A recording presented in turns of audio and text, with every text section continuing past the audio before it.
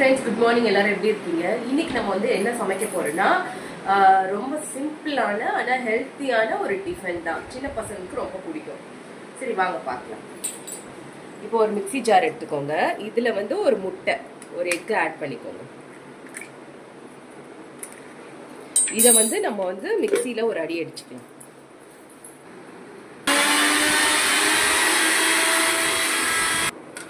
இப்போ வந்து முட்டையை நல்லா மிக்ஸி ஜாரில் போட்டாச்சு.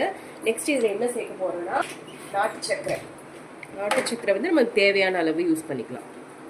இது ஏற்கனவே பவுடராக தான் இருக்குது, அதனால அரைக்கணும்னு அவசியம் இல்லை. இருந்தாலும் நம்ம இந்த மாவோட சேர்க்கும் போது நல்லா பிளெண்ட் ஆகிடும். இது போதும். இது போதும் நாட்டு சர்க்கரை. நெக்ஸ்ட்டு ஒரு 4-5 ஏலக்காய் போட்டாச்சா?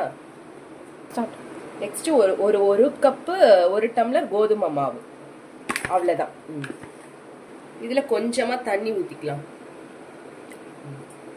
இதை இப்போ மிக்ஸி ஜாரில் போட்டு அரைக்கலாம். இப்போ பார்த்தீங்கன்னா இது வந்து ஒரு தோசை மாவு பதத்துக்கு வந்துருச்சா? இதோட நம்ம தோசை ஊற்றி இதை கொடுக்க வேண்டியதான். சூப்பராக இருக்கும். நான் தோசை ஊற்றி காமிக்கிறேன் உங்களுக்கு.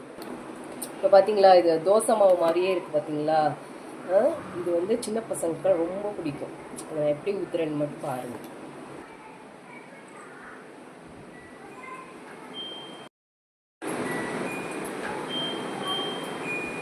இப்போ நம்ம வந்து தோசை ஊற்றியாச்சு.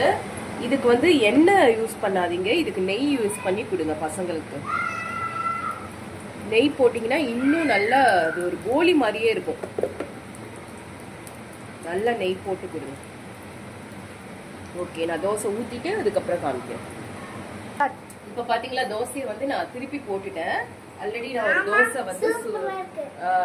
வந்து சுட்டிருக்கேன் நான். இப்போ இந்த தோசையை நம்ம எடுத்துடலாம். இதை வந்து சின்ன பசங்களுக்கு கொடுத்தீங்கன்னா சூப்பரா இருக்கீங்க. யா, தேங்க் யூ. அம்மா தேங்க் யூ. இந்த தோசை வந்து உங்க பசங்களுக்கும் நீங்க செஞ்சு கொடுங்க, ரொம்ப நல்லா இருக்கும். இந்த வீடியோ உங்களுக்கு பிடிச்சிருந்துச்சுன்னா லைக் பண்ணி ஷேர் பண்ணி சப்ஸ்கிரைப் பண்ணிட்டு பை गाइस. அது சொல்லு. By guys. By guys.